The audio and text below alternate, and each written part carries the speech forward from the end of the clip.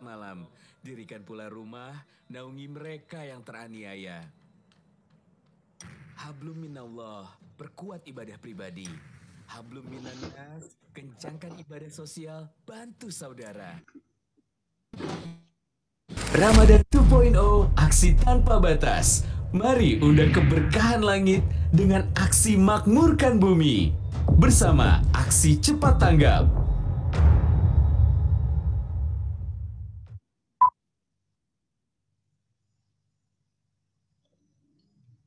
Baik, sahabat remote sekalian, tadi sudah kita saksikan penayangan video terkait tematik Ramadan dari aksi cepat tanggap.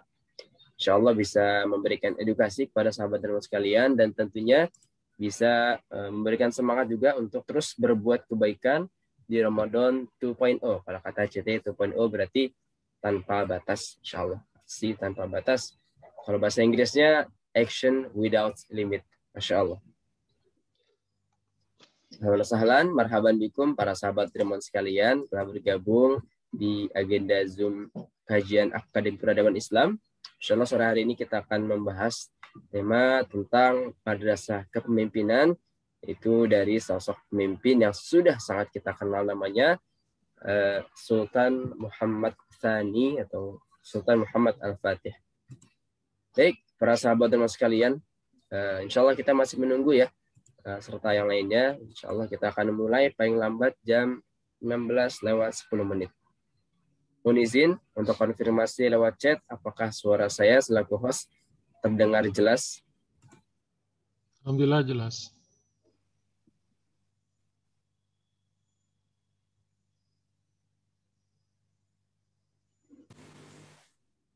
Jelas, alhamdulillah. Baik.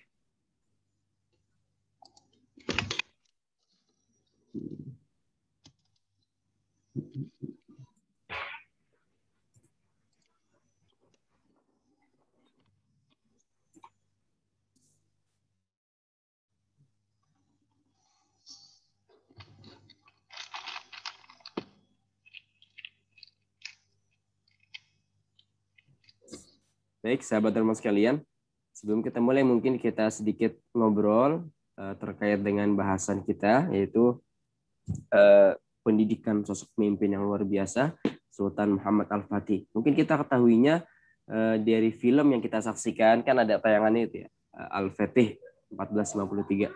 Tapi kita seringkali tidak memahami bagaimana sosok tersebut bisa menjadi pemimpin hebat. Sedangkan para pendahulunya tidak mampu menembus tembok yang sangat legendaris, yaitu tembok Konstantinopel. Ini merupakan suatu rahasia besar yang perlu umat Islam pelajari pada saat ini, gitu ya. Mungkin kalau dulu dibandingkan tembok tersebut seperti kaum muslimin ingin mengalahkan negara-negara besar. Kalau saat ini kita bandingkan, gitu ya. Nanti akan lebih detail oleh Ustadz. Saya sedikit ngobrol aja kepada para sahabat dan sekalian. Ya, mungkin kondisi tersebut itu tidak semudah yang kita bayangkan saat ini, gitu ya. Mungkin dulu seperti saat ini Indonesia ingin melawan Amerika atau ingin melawan China, seperti itu, yang memiliki kekuatan besar baik dari segi militer, baik dari segi apalagi ya, maritim dan lain-lain sebagainya. Masya Allah. Sebentar, ada telepon.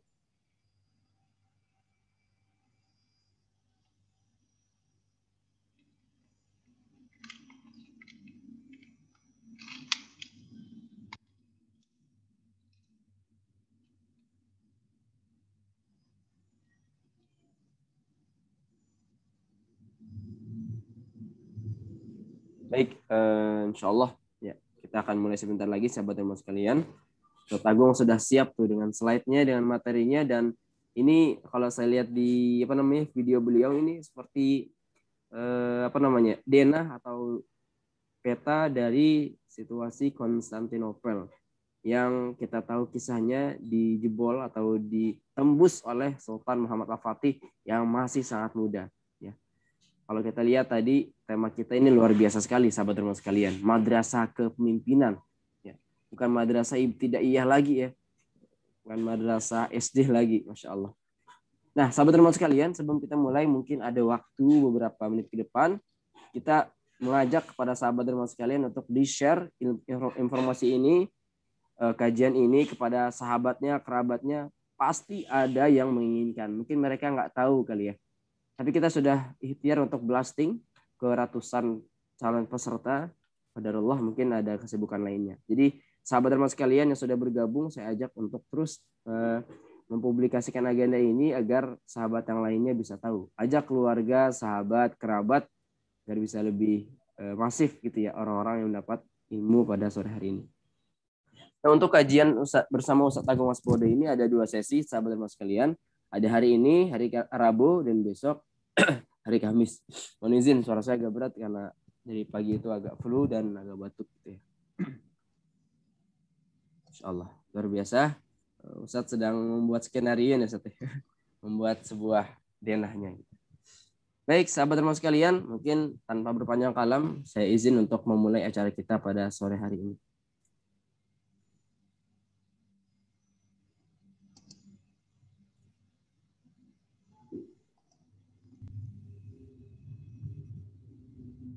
Baik, bismillahirrahmanirrahim. Assalamualaikum warahmatullahi wabarakatuh. Bismillah, alhamdulillah, wassalatu wassalam ala rasulillah, wa ala alihi wa sahbihi wa mawalah ma ba'du. Mari sama-sama kita panjatkan rasa syukur kita yang terdalam kepada Allah Azza wa Jalla atas segala nikmat dan karunia-Nya, sehingga kita pada sore hari ini Allah berikan kesempatan untuk terus belajar, untuk terus mendalami, untuk terus berikhtiar membangun peradaban umat menjadi lebih baik lagi. Baik itu dari keluarga kita, lingkungan kita, atau bahkan untuk seluruh Islam di dunia. Salat dan salam tetap tercurah kepada qudwah hasanah kita, baginda Nabi besar Muhammad sallallahu alaihi wasallam beserta keluarga beliau, sahabat beliau, dan kita semua selaku umatnya semoga diberikan keistiqomahan. Amin, amin, ya rabbal alamin. Para sahabat dermawan sekalian, azani Allah wa yakum. Semoga Allah memuliakan kita semua. Topik atau bahasan kita pada sore hari ini yaitu madrasah kepemimpinan. Dari sosok yang bukan orang biasa. Jadi sosok yang manusia biasa juga gitu ya. Tapi sosok ini memiliki pengaruh yang luar biasa. Yaitu Sultan Muhammad Al-Fatih. Ya, seorang pemuda yang usianya pada saat itu, pada saat kejadian besar itu belum berusia 30 tahun gitu ya. Dan masih sangat muda gitu ya. Masih sangat muda. Mungkin kalau saat ini usia mahasiswa, tapi mampu merubah peradaban menjadi lebih baik. Mampu merubah bingkai kehidupan dunia atau global itu menjadi rahmatan lil alamin. Nah, bagaimana kisah dari fenomena tersebut dan apa rahasia di baliknya? Bagaimana Muhammad Al-Fatih ini mampu menjadi seorang pemimpin yang luar biasa, insya Allah akan dikaji secara mendalam oleh guru kita Ustadz Agung Waspodo MPP yang sudah bergabung bersama kita. Izin coba saya sapa dulu narasumber kita. Assalamualaikum Ustadz. Waalaikumsalam warahmatullahi wabarakatuh. Sehat Ustadz ya? Alhamdulillah. Alhamdulillah saya sehat. Alhamdulillah. Sehat Amin. semua. Amin ya rabbal alamin. Syukran Ustadz atas doanya untuk para sahabat dermawan sekalian. Baik para sahabat dermawan sekalian, tentunya kita sebelum mulai itu ada beberapa hal yang perlu disampaikan. Berikutnya agenda ini juga dilaksanakan oleh Divisi Akademi Peradaban Islam dari Aksi Cepat Tanggap. Dan insya Allah agenda ini juga memberikan reward kepada peserta terbaik. Mohon izin saya share dulu. Nah, ini ada spesial Ramadan, ada hadiah terbaik, ada hadiah menarik untuk 20 peserta terbaik. Ini berlaku dari sesi kajian pertama gitu. Ini sudah yang berapa nih? Sudah ke 20 berapa gitu. Tapi tidak menutup kemungkinan peserta yang baru bergabung ini bisa mendapatkan hadiah tersebut. Gitu ya. Insya Allah peluang sangat terbuka untuk orang-orang yang ingin belajar dan menuntut ilmu. Ini sekedar apa ya namanya? Rasa syukur kami kepada para sahabat dermawan yang istiqomah. Lanjut menyampaikan rules, ini sangat penting sekali sahabat dermawan sekalian agar kita sama-sama dapat memahami agenda sore hari ini. Kita perlu membuka video agar suasana kajian lebih hidup, lebih bersemangat. Dan juga yang kedua, tetap di mute audionya agar tidak terdisrupt materi dari Ustadz Agung Waspodo ya. Terus yang ketiga, menyimak kajian secara fokus, ya, tidak sambil beraktivitas yang berlebihan sehingga mengganggu konsentrasi kita mendengarkan kajian ini. Kemudian yang keempat, mencatat poin-poin penting selama kajian berlangsung, ya. Sekiranya ada hal-hal yang ingin kita tanyakan nanti juga bisa disampaikan pas sesi akhir gitu ya. Sebelum sesi pertanyaan berlangsung bisa dikirim ke kolom chat atau dipersiapkan melalui audio Zoom.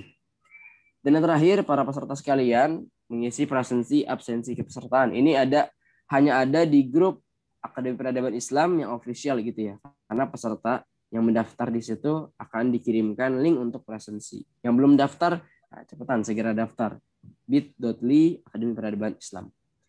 Baik, itu saja mungkin dari saya. Sebelum dilanjut, saya juga menginformasikan ya, Sabtu kemarin sudah dengan Ustaz Syukron, kemudian Selasa kemarin ya bersama Ustaz Ihsan Tanjung membahas kajian akhir zaman. Kemudian besok, hari ini dan besok gitu ya, bersama Ustaz Agung Waspodo. Berikutnya, sahabat remote sekalian, silakan yang buka handphone. Tidak lupa saya ajak untuk memberikan donasi terbaiknya ke virtual account BNI Syariah Aktif Petanggap dengan nomor 8660 2910 2102 0093. Silakan. Sebelum kita mulai bisa diberikan donasi terbaiknya, infak terbaiknya agar agenda ini juga dirasakan manfaatnya, keberkahannya, pahalanya oleh para peserta sekalian. Baik, jazakumullah khairan katsiran kami ucapkan atas donasi terbaik yang sudah diberikan. Bisa dikonfirmasi ke saya atau ke grup ya, atau juga bisa ke admin Akademi Peradaban Islam. Baik, oke. Baik, sahabat teman sekalian, itu sekilas dari saya selaku host menyampaikan beberapa poin untuk tanpa berpanjang kalam kita berikan sesinya kepada guru kita Ustadz Agung Waspodo untuk waktu dan tempat dipersilahkan. Tafadhal, masykuran Ustadz. Baik, Bismillahirrahmanirrahim. Assalamualaikum warahmatullahi wabarakatuh. Alhamdulillah, wassalatu wassalamu ala rasulillah wa ala alihi wa ashabihi wa mawalah. Asyhadu an la ilaha illallah wahdahu la syarikalah wa asyhadu anna Muhammadan abduhu wa rasuluh la nabiyya ba'dah. Allahumma fassalli ala sayyidina wa habibina wa syafi'ina wa maulana Muhammadin wa ala alihi wa ashabihi ma'in amma ba'du. Alhamdulillah, segala puja dan puji milik Allah Subhanahu wa taala, salawat dan salam tak lupa kita panjatkan kepada junjungan kita, suri tauladan kita, Nabi besar Rasulullah Muhammad sallallahu alaihi wasallam. Hari ini kita akan membahas bagian pertama dari pembahasan sejarah tentang Muhammad Al-Fatih, atau kita bagi dua berdasarkan mungkin kronologi kali ya. Dan walaupun saya melihat di flyernya itu penekanannya pada pendidikan. Di pendidikan Syekh berarti kalau pendidikan itu berarti status Mehmet ini masih pangeran ya. Karena nanti setelah dia menjadi sultan itu dimensi pendidikannya jadi berubah gitu ya. Maksudnya dia belajarnya tidak lagi dengan metode-metode pembelajaran yang klasikal atau yang sesuai dengan ketika beliau masih kecil di harem ya. Jadi ini memang agak sedikit problematik sebenarnya, walaupun tidak jadi masalah sebenarnya. Kalau kita mau fokus kepada pendidikan, memang kita akan melihat pendidikan beliau ketika masih kecil, datanya tidak terlalu banyak sebenarnya, tapi ada. Kemudian nanti pendidikan ketika beliau setelah menjabat atau menjadi sultan. Yang mungkin belum tahu bahwa bahwa Mehmet Tsani ini, Mehmet kedua ini 2 kali jadi sultan. Pertama kali ketika ayahnya mundur, dan ada ceritanya mundur itu. Kemudian juga ketika ayahnya sudah meninggal dunia dan kemudian menjadi sultan secara penuh gitu ya. Nah, itu juga ada perbedaan kondisi sampai kemudian beliau meninggal dunia.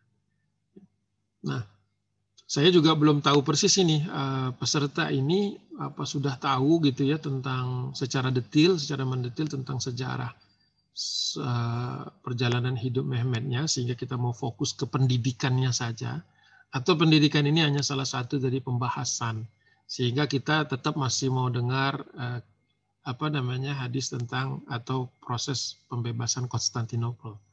Karena memang sejujurnya itu dua hal yang kalau dibahas berbarengan waktunya akan sangat panjang kalau mau detail gitu.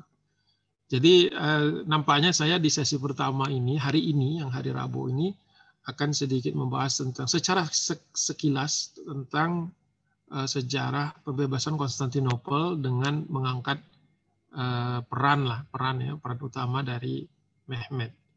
Nah, nanti besok hari Kamis kita akan lebih menukik lagi pembahasannya kepada pendidikan, artinya faktor yang sebagai pendidikan sebagai faktor penunjang keberhasilan gitu.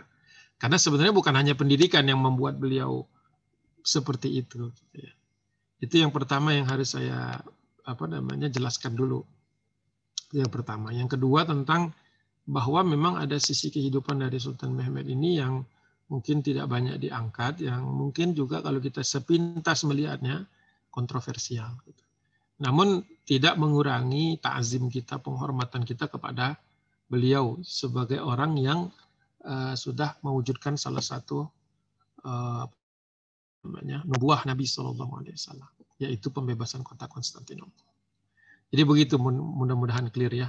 Jadi mohon hari ini kita fokus kepada kronologi pembebasan Konstantinopelnya, sambil saya akan sentil-sentil sedikit lah tentang ini loh yang ini begini karena aspek pendidikannya. Ini begini karena dia masih kecil begini. Gitu kira-kira pendekatan saya menyampaikannya ya.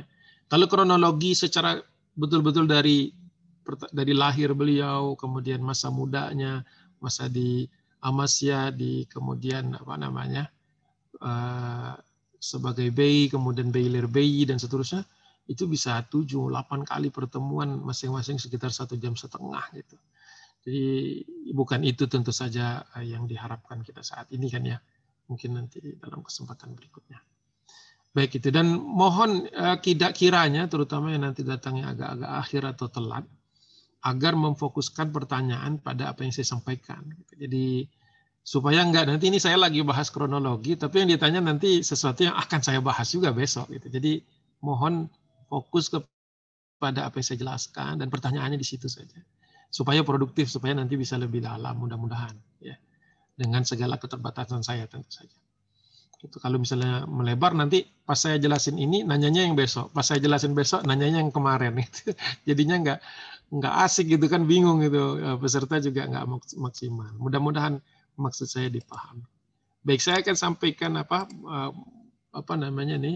satu slide yang saya sudah susun supaya kita pembicaraannya ini terfokus ya. Karena kalau nggak pakai slide sukanya ngelantur. Baik. Yang pertama yang perlu diketahui bahwa kisah ini berawal bukan di eranya Ertugrul gitu ya, Ghazi, bukan di era Osman Ghazi, tapi bermula dari zaman Nabi gitu ya. Jadi pembebasan Konstantinopel ini bukan monopoli, bukan legendanya orang Turki, tetapi ini ada satu nubuah dari ketika Rasulullah SAW sama para sahabat tahun 5 Hijriah itu Madinah menghadapi kepungan dari orang-orang Quraisy, musyrikin Quraisy dan Banu Ghatafan yang kita kenal sebagai peristiwa Al-Ahzab, atau nama lainnya adalah peristiwa Ghazwah Khandaq ya, peristiwa perang Parit. Karena di dalam peristiwa itu singkat kata Nabi SAW ketika penggalian Parit, jadi ini sebelum kedatangan pasukan musyrikin, Rasulullah ketika menggali itu diperlihatkan oleh Allah Subhanahu wa taala sebagai busyra, sebagai satu kabar gembira, tempat-tempat yang difutuhkan, tempat-tempat yang nantinya akan menjadi wilayah kaum muslimin. Diperlihatkan Persia, diperlihatkan Bizantium dan seterusnya. Padahal kita tahu kan Rasulullah di zaman itu wilayah kaum muslimin ya di tahun 5 Hijriah itu ya baru Madinah dan sekitarnya. Tapi yang ditampilkan kepada Nabi ini jauh lebih besar daripada apa yang akan dirasakan oleh para sahabat. Inilah kenapa kita melihatnya sebagai satu kabar gembira. Jadi para sahabat juga menyikapinya seperti itu. Tidak dengan sikap pesimistik. Ketika Nabi mengatakan la tuftahannal Qustantinia fala ni'mal amir amiruha wala ni'mal jais dalikal jais. Ini di dalam Musnad Imam Ahmad ada nih, diriwayatkan oleh Abdullah bin Bushr al-Khathami dari ayahnya. Jadi kata Nabi, kalian pasti akan membebaskan kota Konstantinopel. Konstantinia itu sempat ditanya sama Amr bin As, ayyul madinataini tuftahu awalan ya Rasulullah. Jadi sampai ditanya, di antara dua kota mana yang akan lebih dahulu kami taklukkan, akan kami bebaskan ya Rasulullah. Kata Nabi, Madinatu Kaisar, kotanya Kaisar. Yang disebut waktu itu, yang disebut dengan kota Kaisar itu Konstantinopel, ibu kota Romawi Timur atau Bizantium. Ya. Jadi begitu. Jadi di zaman itu walaupun sahabat Nabi belum ada yang sampai ke Konstantinopel, tapi mereka sudah pernah mendengar. Karena mereka kan berdagangnya sampai ke negeri Syam, ketemu orang Bizantium, pastilah ada obrolan-obrolan. Jadi mereka tahu bahwa ada kota yang jauh lebih besar daripada Madinah tentunya. Karena Madinah waktu itu bisa disebut kota kecil. Jauh lebih kecil daripada Al-Quds. Dan jauh lebih kecil daripada Damaskus. Dan jauh lebih kecil lagi kalau dibandingkan Konstantinopel waktu itu. Jadi sahabat ini adalah tipikal manusia yang banyak tahunya. Jadi para sahabat nggak nanya di mana Konstantinopel. Nggak ada sahabat yang begitu. Tapi malah nanya mana di antara dua kota yang akan kami bebaskan lebih dahulu, kata Nabi, kota Konstantinopel. Jadi para sahabat Nabi waktu itu menerima ini sebagai sebuah kabar gembira. Jadi tidak pernah bertanya, masa iya nyampe sana? Gitu, nggak gitu. Sikapnya itu bukan sikap orang yang pesimistik. Sama ketika kita melihat kenyataan sekarang kan ya. Masa iya sih umat Islam bakal bangkit? Kayaknya terpuruk di mana-mana. Gitu. Jadi perasaan perasaan bahwa kita ini adalah umat Islam yang manakala beriman kepada Allah dan Rasul-Nya dan mengerjakan amal soleh, ya, itu berpotensi menjadi sebaik-baik umat. Itu penting sekali untuk kita ketahui, karena kita nggak akan detail bahasnya dalam waktu yang pendek ini. Nah, satu-satunya sahabat yang mendengar langsung hadis ini, gitu ya, berada di tengah-tengah para sahabat Nabi waktu itu, dan sampai ke Konstantinopel hanya satu, yaitu orang yang bernama sahabat Nabi yang bernama Khalid ibn Zaid bin Qulaib dari suku Najjar An-Najjari, dari cabang suku Khazraj Al-Khazraji, dan berarti beliau adalah dari kaum Ansar Al-Ansari. Ya. Jadi Khalid bin Zaid bin Qulaib An-Najjari Al-Khazraji Al-Ansari. Nama populernya Abu Ayyub. Ya, Abu Ayyub itu yang rumahnya jadi tempat tinggal Nabi selama 7 bulan. Jadi memang ini ada connected. Makanya kalau saya lagi jelasin tentang sirah atau perjalanan hidup dari Abu Ayyub, itu bisa feelingnya nyambung dengan peristiwa ini. Gitu. Sama ketika berbicara tentang Konstantinopel, tidak akan bisa melepaskan diri dari sahabat namanya Abu Ayyub. Karena beliau sampai ke sana, ya, usia 96 tahun. Ya, 96 tahun, kita kalau sampai usia 96 tahun, apa iya masih cukup sehat seperti Abu Ayyub, ya, untuk bisa mengarungi laut, ya, sampai ke Konstantinopel dengan kesemangatan juang yang luar biasa. Dan kenapa juga kita harus bahas Abu Ayyub Al-Ansari?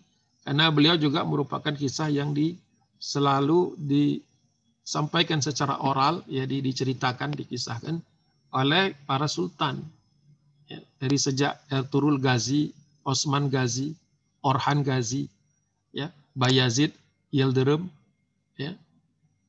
Kemudian setelah Osman itu, Bayazid Yıldırım, kemudian Murad kedua, ayahnya Fatih, baru kemudian Mehmed kedua. Mehmed ke-1 dulu. Maaf, setelah Bayazid Yıldırım, Mehmed Çelebi, kemudian Murad kedua. Berarti saya ketukar. Ulang, riset. Pertama Ertugrul Ghazi, kemudian Osman Ghazi, kemudian Orhan Ghazi, kemudian Murad Hudavendigar. Lupa saya loncat ini tadi. Murad Hudavendigar ini. Kemudian baru setelah itu Bayazid Yıldırım. Baru setelah itu Mehmed Ewel. Mehmed Ewel ini Muhammad yang pertama, yaitu Çelebi, yaitu kakeknya Muhammad Fatih. Baru setelah itu Murad Tsani, baru kemudian Mehmed kedua, Mehmed Fatih. Jadi kalau dihitung dari Ertugrul generasi ke-8. Kalau dihitung dari Osman berarti generasi ke-7. Orang biasanya ingatnya yang ke-7. Lupa Ertugrul. Jadi ini sebuah peristiwa panjang, dan kisah tentang Abu Ayyub dan keberadaan beliau di Konstantinopel ini juga merupakan kisah awalan. Jadi anak kecil tuh memang didongengkan, bukan didongeng, tapi diceritakan, dikisahkan tentang beliau. Jadi kalau mau masukkan itu sebagai aspek pendidikan dalam Islam, maka sirah itu merupakan salah satu yang memang bacaan wajib setelah Al-Quran dan hadis-hadis, karena waktu itu kan hadis belum dibukukan di zaman para sahabat. Jadi bahwa kisah tentang perjuangan, kalau di zaman sahabat cerita tentang para nabi, nah, nanti di zaman tabi'in cerita tentang sahabat, tabi'un tabi'in ya tentang tabi'in dan tentang sahabat dan nabi-nabi gitu. Jadi kisah itu makin lama makin kaya. Nah, ada salah seorang sahabat yang hidup sampai ke masa Khulafaur Rasyidin di zaman bahkan sampai ke Bani Umayyah, itu berangkat ke Konstantinopel. Jadi begitu alamnya itu seperti itu. Dan itu juga perjalanannya merupakan perjalanan yang bukan sekali gitu, bukan sekali jadi ya, tetapi perjalanan panjang ya. Karena kalau kita lihat di sini ya, kaum muslimin kan bukan bangsa pelaut. Sahabat Nabi itu bukan bangsa pelaut, walaupun ada hadis seputar berenang. Tetapi baru berkenalan dengan angkatan laut atau teknologi kelautan ketika Amr bin As memfutuhkan Iskandariyah, Alexandria di Mesir, dan kemudian Muawiyah bin Abi Sufyan memfutuhkan Beirut. Dua tempat di mana Bizantium punya galangan kapal. Nah, dari situ kaum muslimin kemudian belajar mengarungi lautan. Karena untuk sampai ke kota Konstantinopel lewat darat, waktu itu terlalu jauh dan terlalu besar resikonya dan terlalu berat. Jadi saya coba bangun narasi ini supaya bahwa Muhammad Fatih itu melakukan pembebasan Konstantinopel itu merupakan suatu cita-cita yang tidak pernah surut. Jadi cita-cita dari zaman para sahabat, zaman tabi'in, tabi'ut tabi'in, dan seterusnya sampai ke generasi Turki, Utsmani. Begitu. Jadi panjang ceritanya. Itu seperti itu. Nah, ketika kemudian ke laut juga nggak langsung ke Konstantinopel. Dari Beirut ke Kiprus dulu, apa yang kita kenal dengan Siprus. Di situ ada kisah siapa tuh? Sahabiah ya, namanya Ummu Haram bintu Milhan, masih saudarinya Ummu Sulaim ya, yang kemudian ini juga pernah pertama kali nyebrang ke Kiprus. Yang hadisnya terkait dengan ketika Rasulullah SAW pernah itu tertidur di beranda rumahnya, di depan rumahnya. Rasulullah biasa setiap hari Kamis atau hari Senin ke kota Kuba, mendatangi Masjid Kuba. Nah, ketika Rasulullah dalam perjalanan pulang capek, istirahat di situ, tertidur, bangun, tersenyum dalam tidurnya itu, sebelum terbangun tuh tersenyum. Ditanya sama Ummu Haram, ya, apa yang membuat engkau tersenyum? Kata Nabi, nasun min ummati yarkibu hadal bahri kal muluki alal asirrati. Jadi kata Rasulullah SAW, aku diperlihatkan ya bahwa ada sebagian dari masyarakatku, dari umatku, dari umat Islam nanti akan mengarungi lautan, laksana raja-raja, laksana orang-orang yang punya harga diri, maksudnya ya, berdiri di atas singgasananya. Langsung Ummu Haram meminta kepada Nabi SAW, tolong doakan aku berada di dalam rombongan itu. Jadi minta didoakan agar ada di dalam rombongan itu, dan ternyata didoakan Nabi dan terwujud. Sampailah beliau dan syahid di Siprus. Nah, itu leg 1 istilahnya. Kalau kita maraton itu kan ada etapa 1, etapa 2. Nah, butuh kemudian generasi berikutnya Bani Umayyah, zaman Muawiyah bin Abi Sufyan, nggak langsung sampai Konstantinopel. Ya, baru sampai Rhodos, Pulau Rhodes istilahnya. Ya, Pulau Rhodes. Nah, itu zamannya Muawiyah dan Atika. Jadi memang zaman itu para sahabat, para tabi'in itu kalau berjihad fisabilillah, apalagi yang jarak jauh, bawa istrinya. Sebagaimana Nabi kalau dalam peperangan-peperangan tertentu, tidak semua, itu mengundi untuk membawa istrinya. Jadi suami istri itu tidak hanya hangat di rumah, tapi hangat juga di perjalanan, di jihad fisabilillah. Jadi tidak ada dikotomi antara rumah dan perjuangan. Jadi Muawiyah dengan Atika, Ummu Haram dengan Ubadah bin Samit, bahkan yang syahid istrinya. Ubadah bin Somit berangkat dengan istrinya, pulang sudah duda. Belum nanti Abu Ayyub, Ummu Ayyub, dan yang lainnya. Banyak. Belum ada aja buku yang nulis. Mungkin sudah ada, saya aja yang belum baca. Bahwa banyak sahabat, tabi'in, dan sebagainya itu kalau berjuang, suami istri berangkat. Nah, baru leg ketiga, etapa ketiga dari Rodos, ini sampai ke daerah namanya Sikus. Itu kalau sekarang kita ke kota namanya Erdek. Erdek Banderma. Ya. Setahu saya memang belum ada perjalanan ke sana. Baru beberapa orang saja yang saya bawa ke situ. Nah, disinilah pendaratan Abu Ayyub al-Ansari. Jadi pendaratan di sana selama 2 tahun, bikin camp di sana, dan dari situlah dekat sekali sudah ke Konstantinopel karena sudah di tepi Laut Marmara. Jadi begitu kisahnya.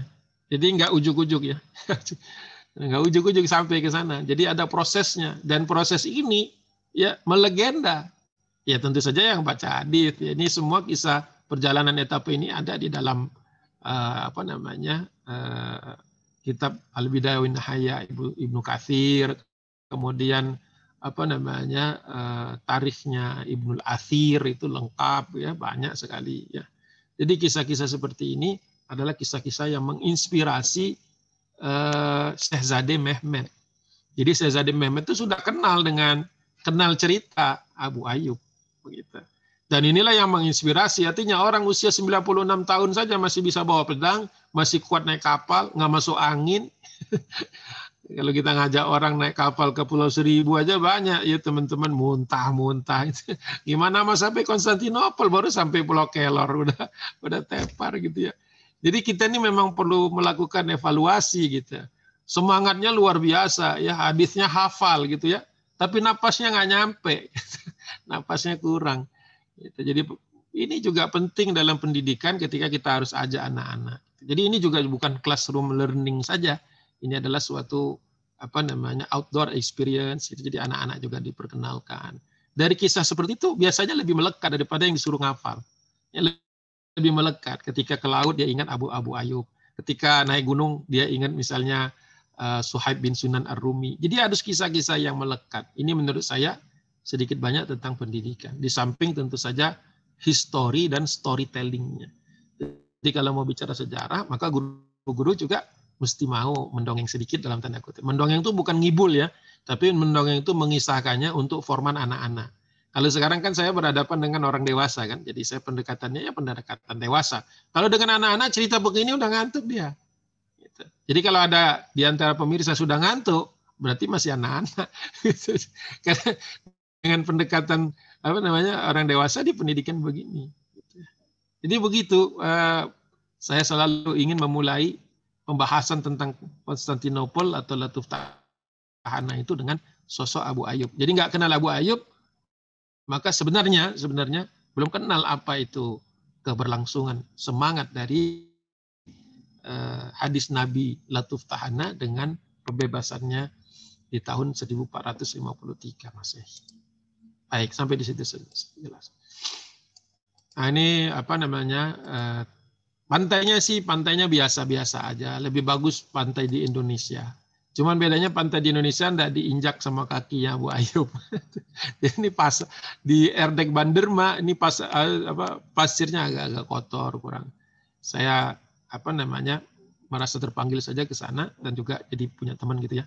Karena guide saya malah nggak tahu. Malah nggak tahu tentang ini.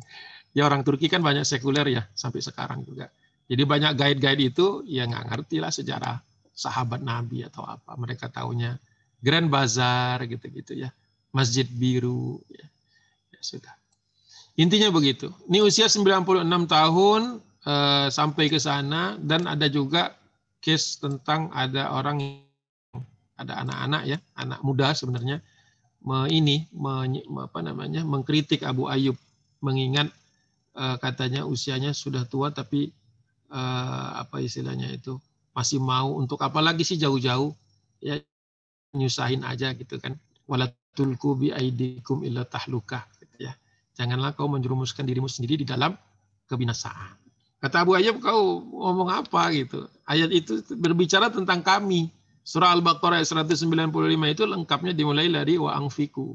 Ini kata Abu Ayyub, dulu kami kaum Ansor Ketika peperangan setelah Fatu Mekah itu sudah banyak kaum muslimin sudah baik, sudah ada tidak ada permasalahan lagi, musyrikin Quraisy sudah kalah. Kami meminta izin kepada Nabi untuk sedikit kembali kepada rutinitas kami. Maka turun ayat ini. Wa anfiqu fi sabilillah, hendaklah kalian terus berinfak di jalan Allah. Jangan ada keinginan untuk berhenti dari perjuangan, apalagi pendanaan perjuangan. Wala tulku bi aidikum ila tuhluka. Tapi jangan sampai kalian sodakohnya untuk perjuangan itu membuat kalian sendiri jadinya akan binasa. Itu maksudnya kata Abu Ayyub. Bukan saya sudah tua angkat senjata menuju Konstantinopel. Jadinya malu. Yang ngomong itu anak muda itu malu. Karena ayat ini turun ya kepada kami katanya. Itu teguran buat kami. Justru saya karena ditegur ayat inilah berangkat. Jadi hati-hati juga tuh pakai ayat-ayat ngomongin orang padahal nggak ngerti asbabun nuzulnya gitu kan ya. Apalagi ngomong waktu itu konteksnya seorang tabi'in kan ya, ngomong kepada tabi'in muda, ngomong sama seorang sahabat ya, seorang sahabat Nabi Sallallahu Alaihi Wasallam. Menarik kalau menurut saya penggalan-penggalan seperti ini. Karena apa? Karena nantinya kita akan butuhkan banyak. Kita lihat bagaimana para sultan dari zaman Ertugrul, Osman, Orhan sampai dengan Mehmed itu semuanya enggak ada tuh orang yang pelit tuh enggak ada. Jadi semuanya selalu mengeluarkan biaya ya untuk perjuangan fisabilillah. Jadi pendidikan paling mendasar tentang harta itu adalah pendidikan zuhud. Makanya kalau menurut Dr. almarhum Syekh Dr. Dr. Sa'id Ramadan Al-Buti di dalam Fiqh Sirahnya itu beliau selalu mengingatkan bahwa setiap perjuangan itu dia mulai hitung dari Badar, dari Uhud sampai Khandaq sampai Fatu Mekah selalu butuh orang-orang yang gemar bersedekah. Ya. Istilahnya itu orang donatur atau dermawan. Jadi pendidikan yang sangat penting di sini bahwa ketika kita bercita-cita ingin mewujudkan kemenangan tapi tidak bersiap berkorban, sebenarnya itu hanya angan-angan gitu, bukan cita-cita. Innallaha yuhibbul muhsinin, sesungguhnya Allah mencintai orang-orang yang berbuat baik. Jadi akhirnya apa? Setelah itu orang jadi tahu, dan di kapal itu ternyata tidak banyak yang tahu bahwa ini Abu Ayyub. Orang akhirnya tahu siapa dia gitu ya. Karena apa? Dia bisa ceritakan ayat ini turun seperti baru kemarin. Nah, akhirnya orang kenal bahwa dia rumahnya pernah ditinggali Nabi, berarti dekat dengan Rasulullah. Ini tidak kebetulan. Allah pilihkan sahabat yang rumahnya pernah 7 bulan ditinggali Nabi sambil Rasulullah membangun Masjid Nabawi adalah orang yang sampai ke Konstantinopel. Itu bukan kebetulan. Jadi terpilih orang yang sampai ke sana. Ya kalau kita pikir harusnya yang sampai ke sana tuh Umar gitu ya. Sosok yang kita bayangkan harusnya sampai Konstantinopel tuh Umar gitu ya, Sa'ad bin Abi Waqqas gitu ya. Siapa lagi misalnya begitu. Para panglima lah. Az-Zubair bin Awam, Ali bin Abi Thalib kalau dari segi usia. Kenapa Abu Ayyub yang sudah 96 tahun? Antum tanya coba. Jadi ternyata Allah ingin tunjukkan kepada kita yang sampai ke tempat yang jauh tidak selalu yang paling kuat fisiknya. Tidak selalu yang paling kaya hartanya. Kalau mau yang kaya-kayaan harusnya Abdurrahman bin Auf, Utsman bin Affan yang sampai ke sini. Tapi Abu Ayyub yang kadangan makanan di rumahnya nggak ada. Tapi selalu kalau Rasulullah hadir dia masak. Jadi ada makanan yang memang selalu disiapkan untuk Nabi. Padahal Rasulullah sudah tidak tinggal di rumahnya lagi. Pertanyaan-pertanyaan sederhana misalnya, ketika ada orang bawa makanan kepada Bunda Fatimah Az-Zahra binti Muhammad Rasulullah SAW, itu kan kata dia kami sudah makan pada lapar, Mas. Kami sudah makan, tolong belikan kepada Abu Ayyub, karena dulu mereka sering menahan lapar untuk memberi makan kepada kami. Kenapa orang yang seperti ini yang sampai kepada Konstantinopel? Jadi di situ menurut saya banyak sekali aspeknya kalau mau dibahas itu ya. Saya katakan tadi bisa 7, saya pernah ngisi tentang Fatu Konstantinopel di satu tempat berseri sebanyak 7 kali. Kalau nggak salah masih ada tuh videonya di YouTube. Saya lupa masjidnya. Nah, dengan gambaran seperti itu yang ingin sampaikan kepada hadirin pada yang menyimak hari ini adalah bahwa Konstantinopel itu dan Mehmed, Sultan Mehmed sendiri tidak pernah menyebutkan bahwa ini adalah keberhasilan dia. Dia selalu mengatakan bahwa ini adalah keberhasilan kaum muslimin. Dari Fatname, ya, Fateh Name itu selalu dia setelah Konstantinopel berubah menjadi Istanbul, itu dia mengirim surat ke beberapa sultan, termasuk Khalifah Abbasiyah yang ada di Kairo, yang di bawah Mamluk, dia kirim. Dia mengatakan bahwa kemenangan ini bukan kemenangan bangsa Turki, kemenangan ini bukan kemenangan Mehmet, kemenangan ini adalah kemenangan kaum muslimin yang sudah merindukan futuhnya sejak zaman Nabi Muhammad SAW. Bisa nggak kita suntikkan semangat itu? Bahwa ini bukan kemenangan partai A, partai B, partai C. Ini bukan kemenangan organisasi A, organisasi B. Ini adalah wadah hasrat kaum muslimin, keinginan kaum muslimin. Kalau belum bisa, ya berarti kita masih jauh.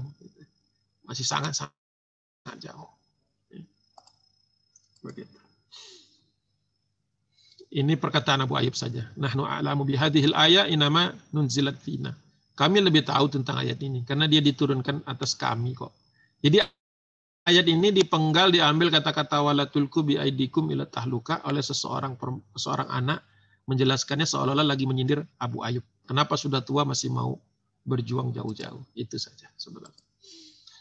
Nah, Abu Ayyub sampai ke sini kita tahu, nanti saya ini kan fotonya sama dengan yang ada di di sebelah saya. Ini kan market yang saya buat sendiri.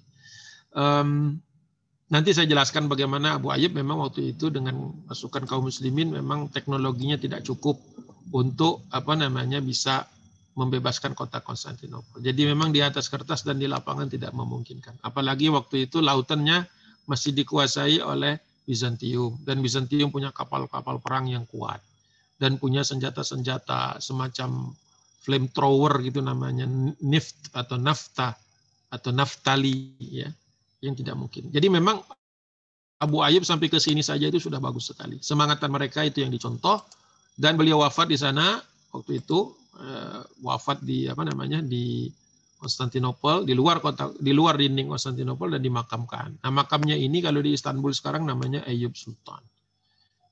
Begitu. Sederhananya begitu saja karena nanti habis waktu kita. Baik. Ini skip saja karena ini mungkin yang versi 5-4 kali pertemuan. Nah, ini seperti ini kira-kira suasananya di makamnya. Ini makam Abu Ayyub di dalam bangunan ini, karena kalau nggak di bangunan banyak orang yang suka ngelap-ngelap gitu. Syirik-syirik begitu. Jadi dibuatkan bangunan jadi tidak bisa disentuh, itu makamnya hanya bisa dilihat dari jauh. Nah, masjidnya nih sebelah kanan. Jadi masjidnya tidak di atas makamnya, jadi tidak ada makam di dalam Masjid Ayyub. Jadi kalau mau sholat ini sebelah kanan, kalau mau ziarah ya sebelah kiri. Di tengah-tengahnya ada pohon dengan segala macam mitosnya, nggak penting. Ini suasana yang bagi yang belum pernah sampai ke sana. Suasana kalau kita sampai ke tempat ini adalah suasana bahwa disinilah berkumpul kesemangatan kaum muslimin, harapan kaum muslimin. Kita nggak tahu perasaannya bagaimana generasi pertama yang sampai ke sini. Ya, tapi mereka semuanya, kata Nabi, siapa yang sudah sampai ke sini dan dalam rangka untuk membebaskannya, mereka sudah diampuni oleh Allah Subhanahu Wa Taala. Jadi sebenarnya banyak juga hadis yang membahas bahwa orang-orang yang sampai ke sini dengan niat yang tulus ikhlas dalam rangka melaksanakan mewujudkan nubuwah dari Nabi Muhammad SAW dapat satu kebaikan, yaitu diampuni dosa-dosa. Dan itu memang sangat populer di Turki. Oke, sekarang kita masuk kepada Mehmet. Ya. Siapa ayahnya, siapa bundanya, siapa ayah dan ibunya. Sultan Mehmet itu ayahnya Sultan Murad. Murad kedua lahir di Amasya, berarti lahirnya di Anatolia, bagian Asia dari Turki. Bergelar Ebul Hayrat. Ebul Hayrat ini berarti beliau itu banyak sekali membangun bangunan-bangunan berdasarkan wakaf atau melalui wakaf. Bangunan-bangunan itu dalam khasanah Turki disebut kulliye. Kulliye itu bangunan fasilitas umum yang biasanya dibangun di sekitar masjid. Ya, mulai dari madrasah, kemudian bazar atau church yang artinya pasar lah. Ya. Kemudian di situ juga ada bimaristan, semacam klinik atau rumah sakit. Kemudian nanti di situ ada sekolah-sekolah tinggi dan menengah tergantung kotanya. Di situ juga nanti ada tempat makan umum gitu ya. Saya lupa nama istilahnya itu. Jadi ada tempat kayak semacam dapur umumnya gitu. Imaret ya, ada imaretnya. Kemudian nanti juga macam-macam lagi banyak. Artinya one stop service lah sederhananya kalau bahas modernnya. Setiap orang kalau ke masjid itu bukan hanya untuk urusan ibadah. Kalau dia mau berdagang ya dia ke masjid juga. Artinya perdagangan itu sedekat dengan masjid dengan harapan tidak ada penyelewengan. Jadi orang takut untuk bermaksiat karena dekat dengan masjid. Itu esensinya sudah dijelaskan oleh banyak profesor. Itu yang pertama. Yang kedua, kenapa ada sekolah? Karena memang sekolah dengan masjid tak bisa dipisahkan. Rasulullah juga bangun masjid, kemudian Masjid Nabawi menjadi sekolah. Sekolah pertama kaum muslimin, anak-anak sahabat ya di masjid. Baru dibangun, ada bangunan nanti di zaman Utsman, di zaman Umar bin Khattab juga masih di masjid. Jadi intinya pembangunan itu di sekitar masjid. Makanya bukan slogan saja ketika menjadikan masjid sebagai pusat peradaban, ya, masyarakat madani. Jadi seperti itu. Nah, ini salah satu kelebihan ayahnya, ya, Sultan Murad kedua. Dan ayahnya juga sudah pernah menjadi gubernur usia belasan tahun. Jadi memang di zaman itu anak-anak usia muda memang dari kecil sudah dididik untuk siap menggantikan posisi kakaknya, ayahnya, dan seterusnya. Ya. Jadi memang juga ekspektasi hidup, ya, jadi life ekspektansinya itu usianya itu memang pendek. Makanya jangan kaget kalau orang tuh dia meninggal usia 40, 30, sultan-sultan tuh, ya. Kalau sampai bisa 70, nggak ada yang sampai 80. Itu adalah eksepsional, ya, dengan kondisi mereka. Jadi jangan kaget kalau ada nanti Mehmet usia belasan tahun sudah jadi gubernur. Ya, itu bukan karena dia anak sultan, tapi karena memang dituntut untuk seperti itu. Dan kita akan temukan banyak sekali anak-anak belia, usia belia yang mengambil posisinya. Jadi kenapa kita ini sekolah dasar 6 tahun, kemudian nanti menengah atas, menengah bawah 3 tahun, menengah atas 3 tahun lagi, kuliah 4 tahun, S2 3 tahun atau 2 tahun, dan seterusnya. Akhirnya sudah usia berapa itu orang kalau mau sampai S3? Ya, mungkin 40-an. Baru mau istilahnya selesai sekolah. Pada zaman dahulu sekolahnya tidak panjang-panjang. Ya, karena apa? Karena mereka dididik dengan Al-Quran terlebih dahulu. Inilah faktor ibunya, makanya saya masukkan Deorekani. Jadi faktor ibu itu penting. Sebagaimana sekarang kan studi, bahwa sebelum studi kan Nabi mengatakan bahwa ummuki ini yang bertanya perempuan waktu itu, ummuki 3 kali, baru abuk, baru bapak. Jadi emang ibu posisinya sangat mulia dalam Islam. Ya. Kalau dalam penelitian modern itu IQ anak laki-laki dan seterusnya itu dari ibundanya dan seterusnya. Banyak lagi tentang keutamaan ibu. Intinya ibu ini adalah madrasatul ula. Sekolah pertama. Dan ibunya Mehmet adalah Ummahatun, ya. Ini sebagai ibu yang memang hafizah.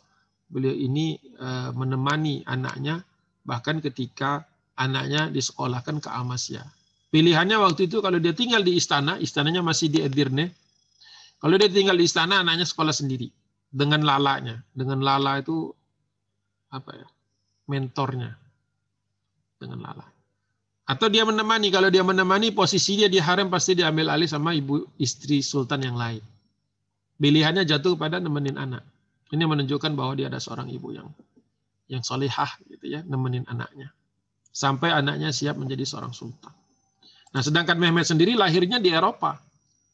Kalau kedua ayah bundanya lahir di Asia. Dia lahirnya di Eropa, di Edirne. Karena Edirne ini kan sejak zaman Murad, Murad udah Vendigar itu sudah nyebrang kaum muslimin ke Eropa. Jadi dia lahir di Eropa. Jadi outlooknya ya Rumeli. Kalau di sini Anadolu. Jadi Mehmet itu dilahirkan di Edirne, ya, dan dia memang sehari-harinya ya tentu saja dibesarkan di harem, di tempat pendidikan paling strict di dunia waktu itu, dunia Islam.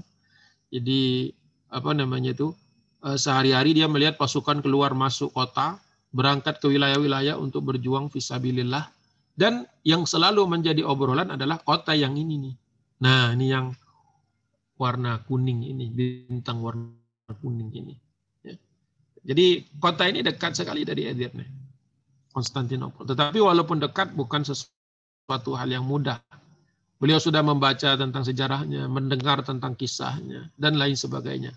Tapi nampaknya sudah berusaha dari kapan? Sudah usaha untuk membebaskan Konstantinopel itu sudah dari zaman Bayazid Yıldırım, Sultan Bayazid yang dikalahkan oleh Timur Langit. Sudah dari zaman Bayazid, dari zaman siapa lagi? Setelah Bayazid semuanya sudah pernah mencoba sampai Mehmed.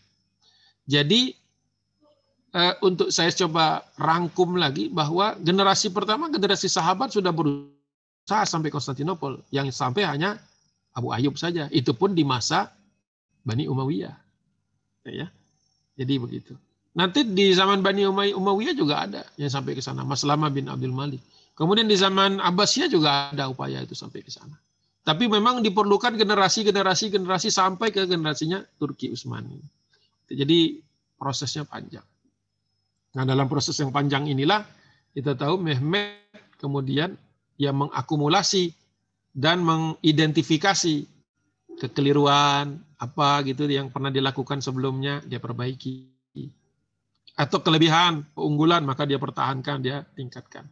Makanya kemudian ketika dia berhasil membebaskan kota ini, para ulama bersepakat ya untuk memberikan gelar dia sebagai fatih, memberikan gelar kepadanya sebagai pembebas kota Konstantinopel.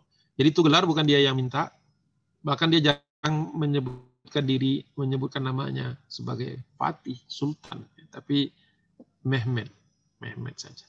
Jadi memang beliau ini adalah tipikal orang yang low profile. Jadi di dalam pendidikan, aspek pendidikan juga anak perlu diajarkan tawadu. Ya. Kalau sombong tidak perlu diajarkan, mudah belajar sombong. Sombong itu tidak perlu belajar juga bisa, tapi tawadu perlu belajar. Jadi kita ajarkan di dalam pendidikan anak kalau terkait dengan pembebasan atau kisah tentang Mehmed ini, yang perlu kita pelajarkan atau perlu kita garis bawahi pertama kali itu adalah bagaimana para sultan ini menanamkan ketawaduan kepada anak-anak.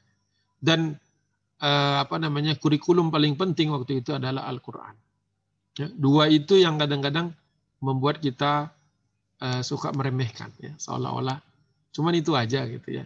Apa tidak perlu ilmu yang lain. Nah, inilah ketika kita meremehkan Al-Quran, seolah-olah Al-Quran ini hanya dongeng-dongeng saja. Ini sebenarnya sudah dicela oleh Allah Subhanahu wa taala dalam beberapa ayat, banyak ayat yang mencela tentang orang yang meremehkan Al-Quran. Nah, selalu semuanya itu konteksnya orang kafir. Tapi aneh saja kalau ada umat Islam meremehkan kitab sucinya sendiri. Nah, masa kecil Mehmed ini juga beliau tidak ideal. Jadi kalau di beberapa narasi yang dikembangkan, seolah-olah Mehmed ini anak yang perfect. Ya, dilahirkan, disiapkan dan sebagainya. Ada benarnya, tapi tidak sepenuhnya. Karena beliau ini anak ketiga yang laki-laki. Dari bertujuh semuanya. Keempat bahkan kalau tidak salah. Jadi ada kakak-kakaknya yang lebih diutamakan ayahnya.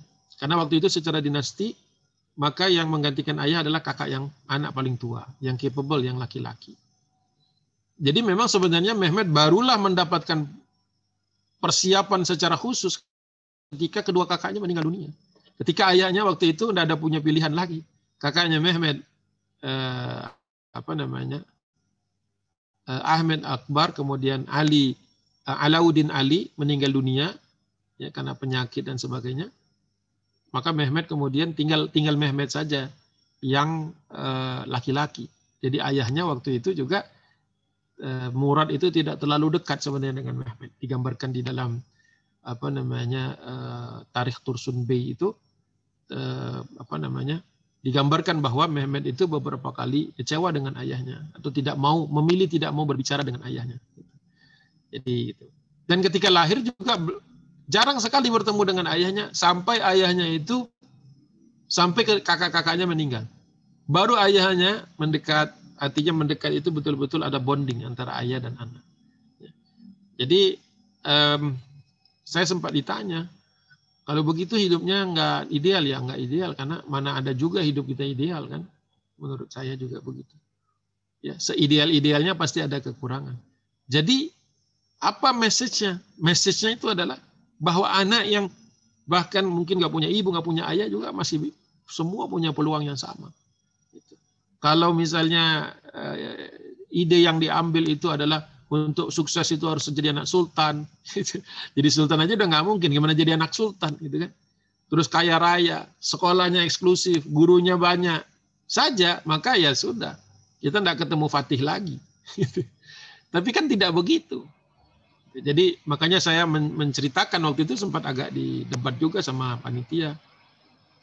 Oh, kami mendengarnya ini adalah andalan ayahnya. Ya saya tanya, pakai buku apa itu jelasinnya yang dia andalan ayahnya.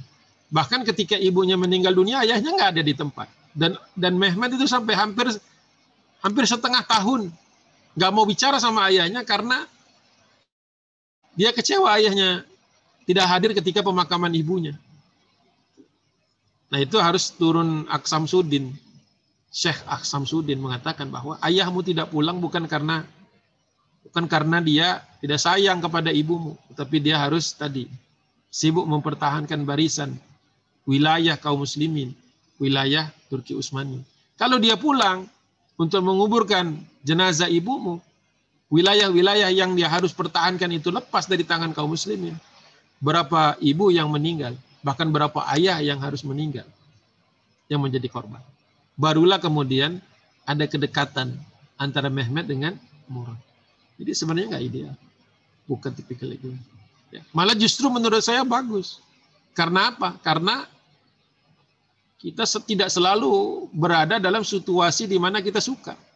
Kan banyak sekali kan kondisi di mana kita mungkin tidak ideal. Jadi ini contoh yang menarik bahwa dalam ketidakidealan kehidupan di mana ada friksi ya dengan orang-orang dekat, bahkan dia sempat memboikot ayahnya, nggak mau bicara. Itu menunjukkan bahwa beliau itu memang ya memang usianya dan dia belajar dari situ. Jadi bukan kisah ideal. Tadi saya sudah sebut bahwa beliau dibesarkan di lingkungan harem. Harem itu tempat yang kadang-kadang paling sering disalahartikan. Kalau muslim yang mungkin memang jahil bisa pahamlah kita. Namanya jahil, dia nggak tahu apa-apa. Ini kadang-kadang adalah muslim yang sebenarnya terdidik ilmu sekolah gitu ya. Tapi masih juga belum bisa membedakan mana harem yang fantasi orang orientalis yang mengatakan bahwa di dalam harem ini terjadi pesta seks dan sebagainya. Itu kan imajinasi orientalis dan hampir seluruhnya kalau terkait dengan itu biasanya sumbernya itu kalau sekarang itu Bernard Lewis, kalau dulu itu namanya Franz Babinger. Semua yang negatif tentang Mehmet itu hampir bisa dirujuk kepada buku ini. Bukunya ini?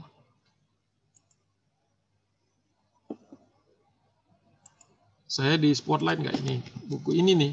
Jadi kalau ada yang cerita tentang Mehmet begini begitu dia bunuh kakaknya, bunuh adiknya, macam-macamnya, ibunya begini, bapaknya begini, hampir pasti dari buku ini. Pasti dari ini. Atau buku yang merujuk ke buku ini. Tinggal diketawain aja.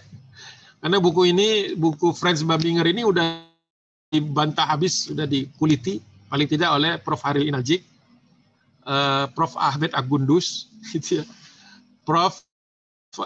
Mehmet Maksudolu, gitu ya, 3 buku itu. Jadi ya silakan saja kalau masih percaya kepada buku ini, gitu ya. Tapi saya punya ya untuk menghadapi ya kalau ada yang itulah yang bandel-bandel.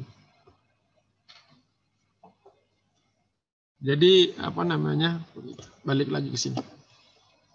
Waktunya udah hampir habis ya. Gimana ya? Sulit juga dijadikan cepat-cepat ini. Ya udah sedapatnya aja. Nanti tolong kasih kabar lah kalau memang. Kira-kira saya masih punya berapa menit ya? Ada sekitar 10 menit Ustaz, sebelum 10 menit. Jawab. Ada 10 menit ya? Baiklah. Ya, jadi intinya ini katakanlah ini intronya aja ya. Intronya saja. Di lingkungan haram ini yang paling sering disalah tafsirkan seolah-olah sultan itu bebas syariat di sana. Maksudnya bebas syariat itu bisa bebas melanggar kode-kode ketentuan-ketentuan Allah. Ini adalah suatu hal yang menurut saya kalau yang melakukannya muslim, tuduhan ini akan bertanggungjawabkan sama dia di yaumil mahsyar nanti. Kalau dia non muslim tak perlu kita pusing karena memang sudah tabiatnya begitu. Yang perlu kita perhatikan adalah orang-orang awam. Orang-orang yang belum tahu tapi harus mendengar dan mendengarnya karena khawatirnya keliru, jadinya begitu. Jadi kalau dikatakan Mehmet lahir di lingkungan haram, kalau yang sudah tercemar langsung berarti negatif. Padahal di haram itu adalah tempat di mana yang paling berkuasa itu bukan sultan, ibunda sultan. Ya. Jadi aturan mainnya jelas di situ. Yang bukan mahram tidak boleh masuk. Dan semua orang di situ menjaga auratnya. Tidak ada itu pesta-pesta mandi telanjang seperti yang sering dituliskan di buku-buku orang Venesia. Sebaliknya malah justru orang-orang yang dididik dari harem ini keluar memang hampir semuanya adalah ya orang-orang berhasil, orang-orang yang sukses. Ya. Jadi ini mungkin salah satu misperception. Itu kalau mau panjang dan lebar bahas ini tuh membaca historical misperception ya of the Ottoman Empire dari Profesor Ahmed Akgunduz. Menarik itu kalau mau. Dengan usia 2 tahun beliau sudah berangkat ke Amasya didampingi ibunya. Usia 2 tahun sudah meninggalkan harem. Jadi ya sebenarnya nggak sempat lama. Tetapi di Amasya juga dididik ya ala harem oleh ibunya sendiri Ummahatun. Ya. Dan juga ada mentornya disebut Lala. Ya. Kasa Pasazade Mahmud. Ya. Dan ada juga mentor khusus untuk berburunya. Orang Turki sangat menganggap tinggi waktu itu ya. Memuliakan orang yang pandai berburu. Jadi kalau misalnya kita tidak pandai berburu kan mulai dari belajar trekking ya, trekking, outdoor, memanah, terus mengetahui perbedaan kotoran hewan ya. Jadi berburu itu bukan hanya manah, mengetahui perbedaan trek ya, maksudnya jejak binatang. Ini ntar diikutin, taunya bukan rusa, malah beruang, malah dikejar balik malah gitu kan. Jadi ilmu seperti itu dulu sampai ada mentornya, namanya Nizance, ya, namanya Ibrahim Bey, tapi mentornya ini namanya Nizance. Tapi kalau mentor untuk urusan tata cara gitu ya, etika, itu namanya Lala. Ini penting sekali untuk dibahas karena jarang-jarang dibahas, karena dalam keadaan seperti inilah beliau dibesarkan. Jadi strict sekali. Makanya tidak aneh kadang-kadang Sultan Mehmed suka melarikan diri dalam tanda kutip dari kelas-kelas ini. Jadi kalau misalnya dia tiba-tiba nggak ada, maka gampang dicarinya karena beliau senang naik kuda, gitu ya. Kadang-kadang sengaja meninggalkan kota Edirne bersama beberapa pengawal saja untuk melihat Konstantinopel. Jadi sebenarnya kenakalan remaja lah kalau mau disebut kenakalan. Ya. Mohon maaf saya bukan berarti merendahkan beliau. Jadi memang rasa ingin tahunya tuh tinggi. Orang ditinggal di harem tuh kan tidak banyak yang bisa dilihat.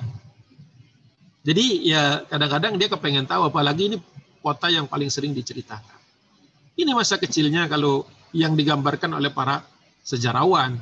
Bukan cerita-cerita yang kadang-kadang dicari-cari ujungnya website. Ujung-ujungnya pas dicari lagi nggak ada apa-apanya. Buku entah dari mana dia copy. Nah ini struktur keluarganya.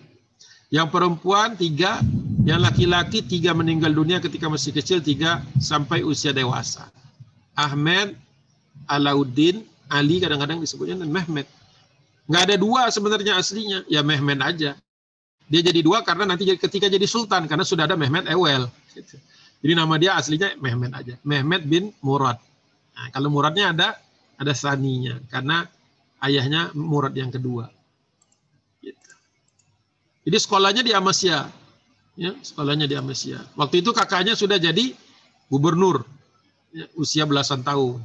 Jadi ya natural aja gitu. Sama seperti di rumah-rumah para penghafal Quran kan anak-anak kecil hafalannya 4 juz, 5 juz. Kalau di rumah lain itu hafalan gabungan satu rumah.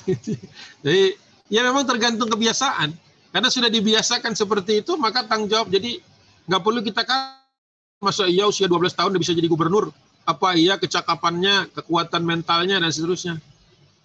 Yang jadi patokan anaknya dia. Dan masa sekarang itu kan, masa sekarang. Kita menganggap orang tuh kalau dewasa tuh usia 22 tahun. Gitu kan. Jadi, Masya Allah. Masih jauh sekali, masih banyak sekali pembahasan yang saya skip. Kemudian kakaknya meninggal dunia, akhirnya dia pindah ke Manisa, ya Manisa ini dekat Izmir kalau sekarang.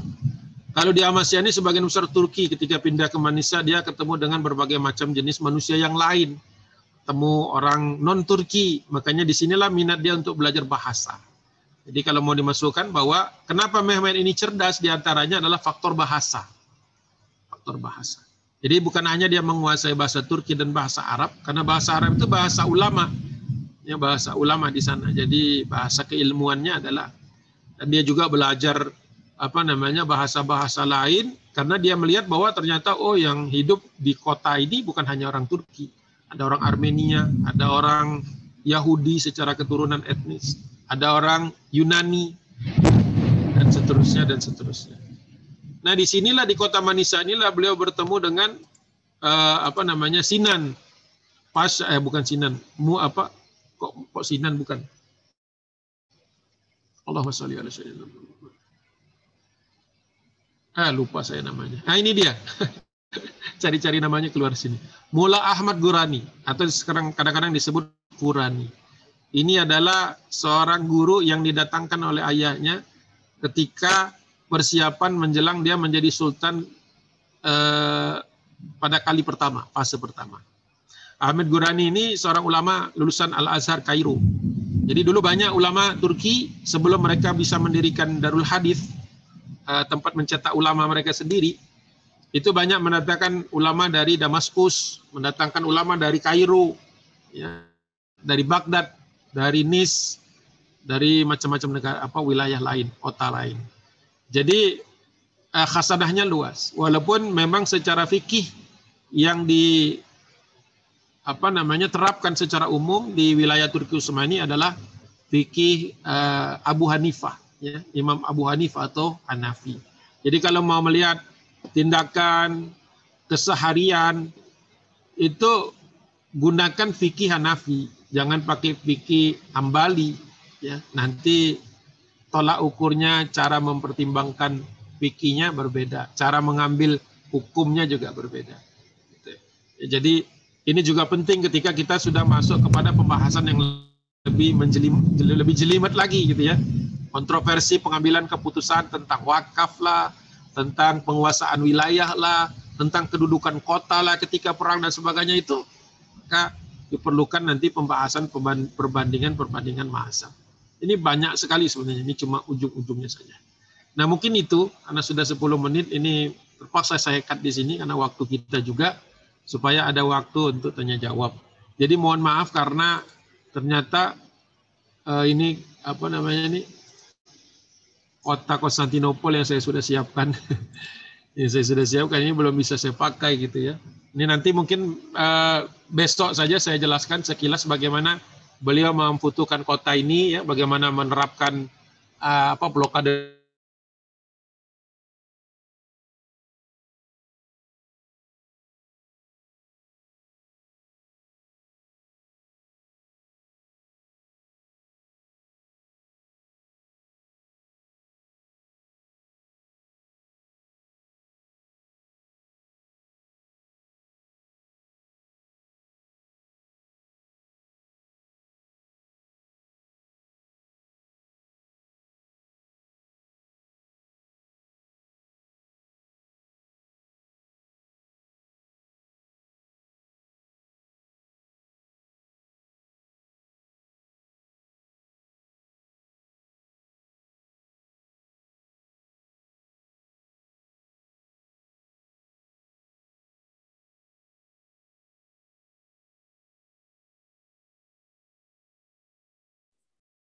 Afwan sahabat Afwan sahabat teman sekalian, sepertinya Ustadz tadi agak nge-freeze dari jaringannya mungkin, jadi kita mohon tunggu sebentar ya. Tadi beliau menyampaikan dari yang peta itu ya. Ustadz Agung.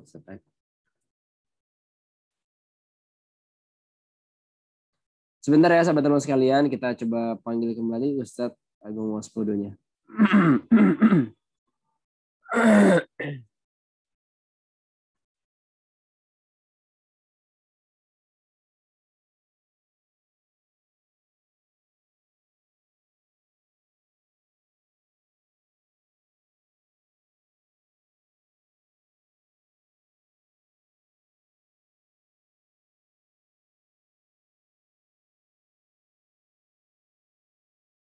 Ya Ustaz, silakan Ustaz. Afwan tadi terputus ya.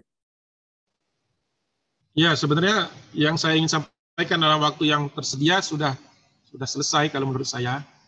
Ini nanti tentang pembebasan kota Konstantinopel dan kemudian kaitannya dengan pendidikan beliau secara spesifik ya, yang menunjang misi tersebut mungkin akan saya fokuskan di besok saja, di sesi kedua saja mudah-mudahan, insya Allah.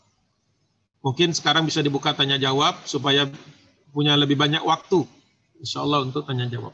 Insya Allah. Baik Ustaz, Masya Allah luar biasa. Kami ucapkan jazakumullah khairan katsiran atas materinya. Insya Allah dapat menambah wawasan kita mengenai bagaimana pendidikan dari Sultan Muhammad Al-Fatih dan juga tadi skenario bagaimana Konstantinopel itu bisa ditembus dengan proses yang panjang tentunya, dengan diawali oleh para sahabat, terutama sahabat yang sangat terkenal yaitu Abu Musa Abu Ayyub Al-Ansari. Baik para sahabat dan sekalian, Afwan, silakan yang mau bertanya bisa menghidupkan audionya atau menyampaikan lewat chat Zoom. Silakan. Yang mau bertanya secara langsung bisa dihidupkan video dan audionya. Tafadhal. Oke, silakan. Oke, kalau belum ada coba saya bacakan pertanyaan yang ada di Zoom chat ya. Sama teman-teman yang lain boleh menyiapkan pertanyaannya. Ini pertanyaan dari Nurul Dea dari Jawa Tengah, Ustaz. Pertanyaannya seperti ini. Bahwa Sultan Mehmed Tsani atau Sultan Muhammad Fatih sejak kecil memiliki rasa ingin tahu yang tinggi, dan setahu yang bersangkutan atau biasanya anak-anak pada umumnya orang yang rasa ingin tahunya tinggi cenderung tidak terlalu suka mati aturan yang strict. Nah, ini bagaimana para mentor maupun ayah Mehmed bisa mengarahkannya, Ustaz? Ya, sebenarnya tidak mudah memang, betul gitu, pengamatan yang betul itu dari penanya, bahwa beliau ini tipikal yang mungkin tidak suka aturan-aturan yang terlalu ketat. Makanya ada beberapa catatan beliau meninggalkan kelasnya gitu ya. Bukan karena ingin melawan, tetapi memang mungkin dia merasa sudah mengerti gitu ya. Jadi kan gurunya banyak ya, sampai 8. Nanti besok saya jelaskan tentang guru-gurunya itu.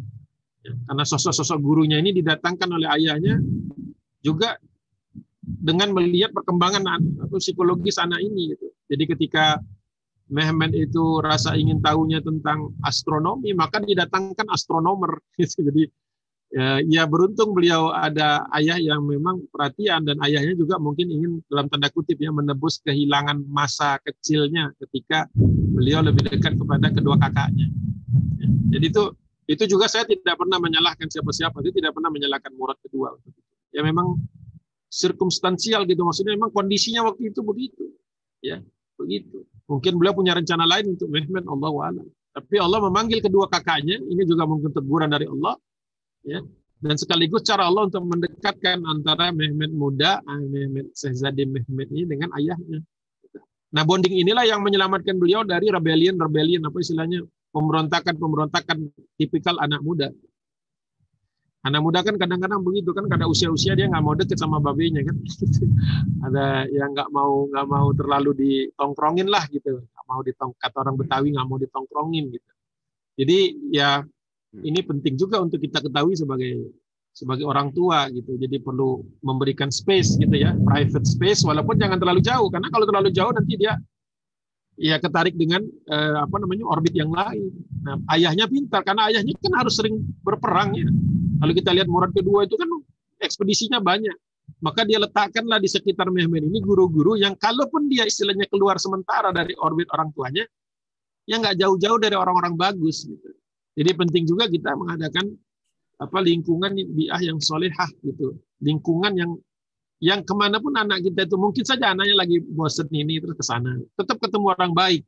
Sebagaimana anak sahabat, anak-anak para sahabat itu mau main ke mana penjuru ketemu sahabat-sahabat. Jadi memang kita nggak bisa mengekang manusia, karena manusia cara belajarnya aja beda gitu kan. Walaupun tentu saja ada kesamaan dia sebagai hamba Allah. Tentu disentuh hatinya siapapun pasti akan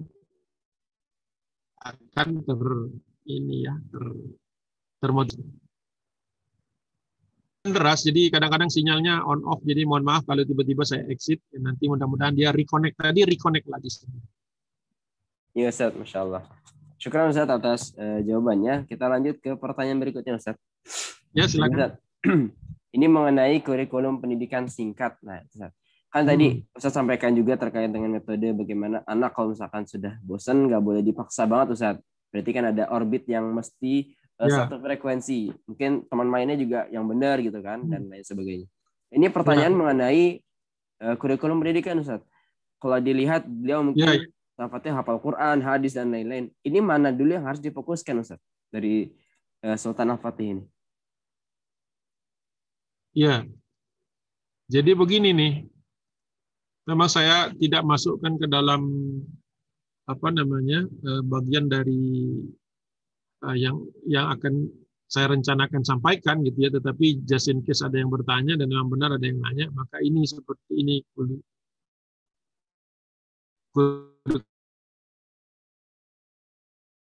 ya, tingkat sanawiyah kali ya, sanawiyah sampai ke aliyah bahkan mungkin lebih. Jadi kalau kita lihat di sini, kalau kita lihat kurikulum Turki itu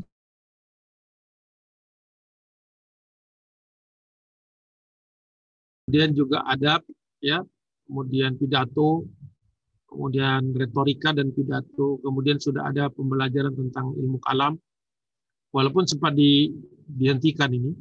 Kemudian masuk juga fikih, jadi fikih itu ya setelah semua ini selesai. Kemudian tentang warisan dan kemudian tentang hukum. Ini bisa kita lihat di buku penelitiannya Profesor Dr. Akmaluddin Ihsanolu. Beliau pernah menjadi ketua Rabithah Alam Islami ya, tahun 2007 atau 2005. Kurikulumnya ini sebenarnya untuk anak-anak mungkin terasa berat, tapi mungkin inilah salah satunya kenapa rahasianya, kenapa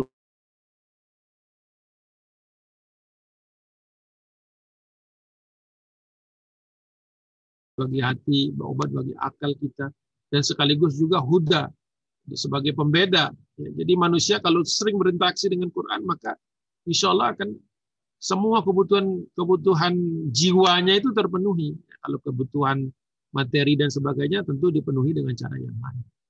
Ini satu. Kemudian pola belajarnya di zaman itu cukup ketat. Ya, misalnya contoh di sini ditemukan oleh Prof. Ihsanolu bahwa ada 5 kelas ya, dan liburnya di Selasa dan Jumat. Memang liburnya sama dengan kita 2 hari juga, cuma beda hari aja. Kemudian setiap orang wajib mendatangi kelas itu dengan cara sudah menghafal. Jadi kalau di pendidikan modern yang sekarang ini, yang sekuler kan, menghafal itu dianggap salah satu taksonomi rendah ya. Salah satu skill rendah yang menghafal. Katanya orang yang jago menghafal ya cuma anak IPS, katanya begitu. Seolah-olah anak IPA nggak ngapal. Ya anak IPA kalau nggak ngapal gimana itu mau biologi? Mau jungkir balik.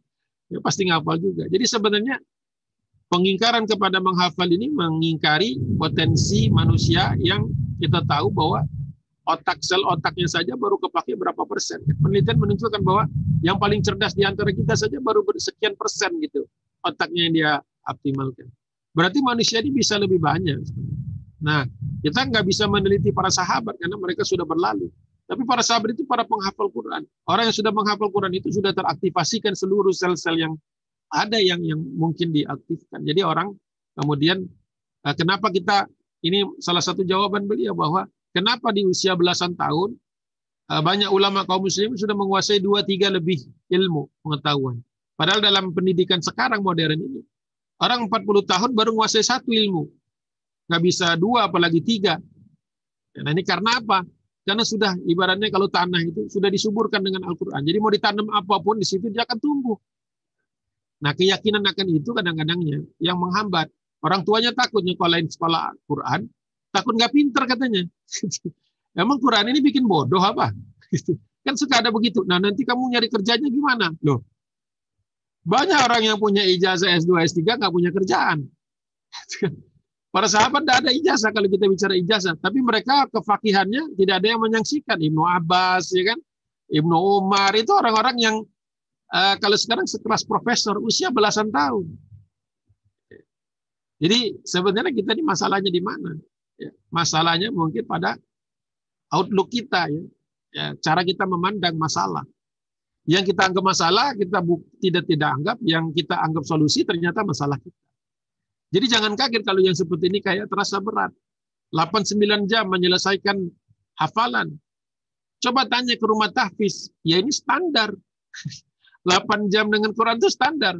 Antum merasa lama, kenapa? Karena tidak biasa berinteraksi dengan Quran. Sama ketika ada orang yang sholat 1 juz, 2 juz ya dalam tarawih. Buat yang nggak biasa ya lama dan berat. Tapi kalau buat yang biasa, itu mah enteng. Jadi kembali lagi ketika pendidikan ini kita harus merubah paradigma dulu sebelum kita mengadopsi kurikulum, gitu kan, mengadopsi metodologi dan sebagainya. Outlook kita dulu coba dilihat. Nah, baru kemudian setelah itu mereka jadi untuk masuk ke kelas harus membuktikan bahwa sudah menguasai materinya 8-9 baris. Dan itu harus dibuktikan dengan hafalan. Jadi hafalan itu cuma entry level, tapi necessary. Kan ada yang necessary, ada yang perlu. Ya untuk naik ke tafsir, ya gimana dia mau belajar tafsir Al-Quran aja dia nggak hafal. Jadi ada entry levelnya. Gimana dia mau mengerti tentang misalnya perbandingan mazhab, kalau satu mazhab aja dia nggak kuasai. Apalagi nanti fikih perbandingannya. Belum lagi nanti pandangan ulama, belum lagi macam-macam lagi, Masya Allah. Jadi wajar kalau sekolah madrasahnya seperti ini. Nah, ya. Kemudian baru setelah masuk anak-anak yang sudah yang sudah menyetorkan hafalannya baru masuk, baru boleh belajar.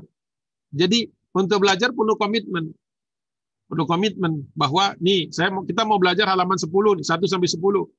Dia hafal habis tuh. Baru masuk, baru di dalam boleh menyampaikan pandangan. Jadi siswa berhak menyampaikan pandangan kalau dia sudah memahami, dan itu adalah upaya di luar kelas. Makanya sebenarnya sekolahnya itu nggak pernah berhenti kan ya. Di sekolah ngetes yang dia sudah pahami, di luar kelas ya, di luar classroom dia mengulang apa yang dia ajar. Begitu polanya. Baru kemudian diskusi, baru kemudian dikasih tugas lagi, baru kemudian kembali ke kamar masing-masing. Makanya dulu yang ke sekolah itu bukan bayar tapi dibayar. Jadi zaman dulu sekolah itu dibayar. Jadi nggak usah nyari beasiswa, ya, asal mau sekolah, mau ngikuti rutinitasnya, mau itimam dengan programnya, ada gaji sudah. Jadi sebelum lulus pun mereka dalam proses belajar pun, jadi mereka sudah nggak pusing lagi. Kalaupun meninggalkan ladang ayahnya, dia sudah bisa kasih. Ini saya sekolah, ini menggantikan ketiadaan saya di ladang. Misalnya dibutuhkan itu. Wallahu a'lam bishawab. Masya Allah, luar biasa Ustaz. Berarti pekerjaan sebagai siswa itu berarti harusnya dibayar Ustaz ya, kalau zaman dulu. Oh iya. Karena masuknya kategori pekerjaan. Iya, karena itu pekerjaan dia meninggalkan seandainya dia di pasar, dengan tingkat intelektual sekarang, harusnya dia dapat berapa? Misalnya 10 juta, ya kan? Kan banyak yang nggak pakai kuliah, gaji 10 juta sebulan banyak, ya kan? Harusnya mahasiswa lebih dari itu, karena nanti ketika lulus kita nggak bicara tentang ini ya, kualitas dan sebagainya, kita belum baca. Kita bicara proses sedasarnya saja. Dan itu adalah anggaran negara. Dulu zaman dulu kan memang ada anggaran sultan. Kalau kurang dari anggarannya ya sultan yang nombokin. Jadi pemimpin itu jadi pelayan kan. Sayyidu qaumi khadimuhum di dalam apa istilahnya? Pepatah bahasa Arab itu. Pemimpin suatu kaum ya pelayannya. Gitu. Bukan kebalikannya. Insya Allah luar biasa Ustaz. Jadi merempet ke pendidikan juga nih Ustaz. Karena memang tema kita itu para sahabat dan sekalian adalah bagaimana madrasah pendidikan di zaman kekhilafan Turki Utsmani. Ini sepatutnya juga bisa ditiru di madrasah-madrasah yang memiliki kemampuan. Ya. Tapi secara proses sebenarnya Ustaz ini seperti di pesantren juga Ustaz ya. Tadi bagaimana santri masuk sudah hafal materi yang akan dibahas, maka bisa didiskusikan. Jangan sampai masuk kelas kagak paham. Nah, ini Masih blank. dan guru nggak enakan lagi. Masuk dah biarin. Akhirnya keterusan, subhanallah. Masya Allah Ustaz. Ini luar biasa sekali sahabat dan sekalian, bagaimana pendidikan adalah tonggak utama, maka sehingga di era tersebut pendidikan pun dibayar gitu ya. Bukannya berbayar tapi dibayar. Ya, semoga kondisi negara kita mampu mengadaptasi hal-hal yang sekiranya itu baik untuk masa depan bangsa ini, terutama pada pendidikan. Masya Allah, luar biasa. Ustadz, karena waktu kita sudah 2 menit lagi Ustadz, mohon izin ada beberapa kalimat yang kami minta kepada Ustadz sebagai konklusi kita. Jazakumullah khairan Ustadz. Silakan. Ya, mungkin bukan kalimat penutup ya, karena kita masih ketemu lagi besok, tapi semacam inilah apa namanya closing remarks lah itu. Ya. Jadi intinya adalah ketika kita belajar itu, kita belajar betul-betul dalam rangka mencari ridho Allah. Jadi karena kalau proses itu jadi berat ya karena kita ujungnya itu keliru gitu kan. Kalau ujungnya ridho Allah, proses itu nggak ada yang berat. Karena apa? Dibandingkan dengan ridho Allah semuanya ringan jadinya. Semuanya terbayarkan. Tapi kalau ujungnya itu hanya selembar ijazah, apalagi selembar ijazah yang kita takut nggak bisa kepake, atau mungkin dalam prosesnya tidak membantu apa namanya proses kita dalam tanda kutip mencari pekerjaan. Kan sekolah kan sekarang didesain untuk cari pekerjaan kan ya. Sekolah bukan menjadikan orang itu bijaksana kan, harusnya kan kalau dalam Islam sekolah itu ya dalam rangka mencetak ulama, yang ulama itu definisinya adalah yang paling takut dengan Allah. Definisi dasar ulama itu kan adalah yang paling takut dengan Allah. Jadi kita itu sebenarnya belajar itu dalam rangka supaya kita itu dekat sama Allah. Jadi kalau orientasinya ke sana, baik guru, pemilik sekolah, orang tua, anak didik, supporting, semuanya itu ridho, karena pasti ada pengorbanan. Orang tua berkorban, ya kan? Guru pasti berkorban, anak juga, semuanya ada pengorbanan. Tapi ketika dikumpul, dapat ridho Allah, itu nggak kerasa. Tapi kapan dapatnya? Di akhirat. Masalahnya itu, banyak yang nggak sabar. Maunya sekarang juga. Nggak ada, kalau mau buru-buru ya nggak bisa. Allahu a'lam. Baik Ustadz, Masya Allah. Jazakumullah khairan katsiran atas waktunya, atas materinya juga yang telah disampaikan kurang lebih 1,5 jam tadi. Itu ya sahabat dan sekalian. Kami juga mengucapkan jazakumullah khairan katsiran atas partisipasinya mengikuti agenda kita pada sore hari ini. Insya Allah besok kita masuk ke sesi yang kedua bersama guru kita Ustadz Agung Waspodo MPP. Baik, terakhir sebelum kita tutup, ada beberapa hal yang perlu saya sampaikan, terutama ajakan untuk berdonasi aksi tanpa batas melalui virtual account BNI Syariah ACT. Saya kirim ya di room chat. Nah, silakan sahabat teman sekalian sebelum ditutup Zoom-nya dikopas dulu ya nomor rekeningnya dan kirimkan donasi terbaiknya melalui aksi cepat tanggap. Ustadz, jazakumullah khairan katsiran Ustadz. Insyaallah besok sesi kedua Ustadz ya. Insyaallah. Kalau mau mulai 15.30 biar waktunya lebih ini boleh. Saya 15.45 insyaallah udah siap. Atau 15.30. Coba di sahabat teman sekalian gimana? Siap? Kalau siap bisa disampaikan di room chat ya. Ya. Kita akan mulai lebih awal insyaallah untuk sesi berikutnya. Ustaz. Terima kasih Ustaz. Iya Ustaz. Waalaikumsalam.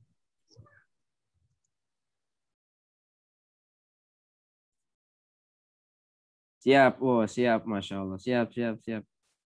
Luar biasa ini pesertanya. Insya Allah kita akan mulai lebih awal untuk sesi berikutnya hari Kamis besok. Jadi mohon kesediaan teman-teman semua yang punya kerabat silakan diajak ya. Karena agenda ini menurut saya sangat penting gitu ya untuk diadaptasi, terutama para pendidik, baik pendidikan di sekolah, di madrasah, atau bahkan di keluarga. Ya, semoga agenda ini menjadi inspirasi untuk kita semua. Karena pendidikan itu tidak akan ada artinya kalau tidak memiliki murid-murid yang luar biasa. Ya, semoga dari materi ini memberikan kita inspirasi, semangat, dan juga keilmuan untuk mencetak para generasi berikutnya menjadi pemimpin-pemimpin yang hebat, yang luar biasa. Terima kasih, saya Muhammad Naim selaku host pada hari ini. Mohon maaf bila ada salah kata atau kekurangan. Untuk agenda sore ini sudah saya rekam, nanti akan dipublikasi ke YouTube GIP Academy ya. Nanti akan di-share juga materi dari Ustadz Agung Waspodo.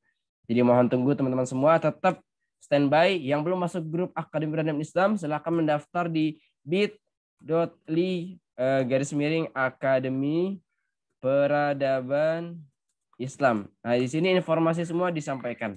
Ya, jadi mohon bisa diisi yang belum daftar. Ya, terima kasih teman-teman semua. Syukron katsiran, jazakumullah khairan. Assalamualaikum warahmatullahi wabarakatuh.